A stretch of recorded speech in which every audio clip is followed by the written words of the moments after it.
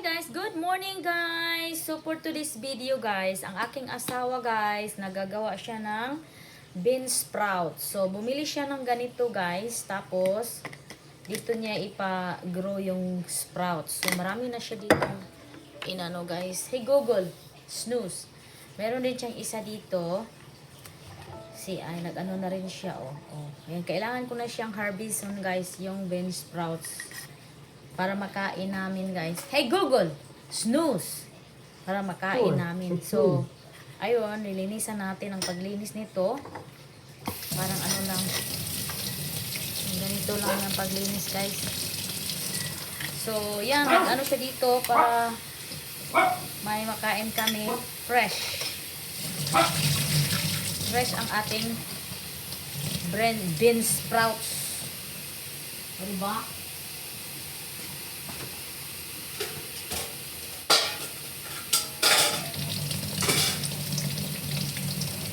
Linisan lang yan dasa. Wala kayo takilang bilog. Marami na tayong na-harvest guys. Tapos magpaano na naman yan siya dito. I think good for 1 week guys. Maganito na siya. Sabi niya, harvestin mo na yan. Kasi mapito ano na yan. Ayun oh, ang dami niya oh. Ayan. Yan. Lumaki na nga oh kasi ang tagal-tagal na hindi na ano pero masarap yan. Lumaki na siya. Sarap kasi ito salarin guys. Salad ba? Salad. Oh. Bean sprouts. Isalad lang ito. Parang half cook. Lagyan ng mga ano-ano. Mga guni-guni. O diba? Tapos, kunin natin yung hindi nag-sprouts. See? Oh, nag-ano na siya. Oh, malaki na ang tubo oh kasi natagalan pagkuha oh.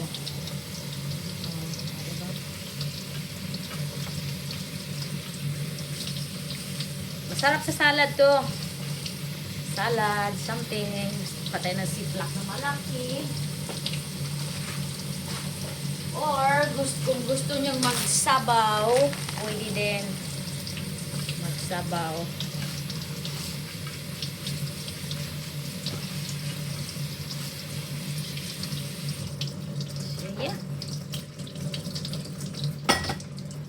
Lagay lang dyan. Salad na natin ito mamayang hapon pagdating galing sa trabaho. Para magsabaw. O, diba guys? So, marami pa ditong ano, hindi siya nag-grow. Pakain to sa manok. O, diba guys? So, yan. We have a vegetable for later. So, ito yung hindi na ano guys. Ito yung papakain natin sa manok mamayang hapon. Alright guys, thanks for watching!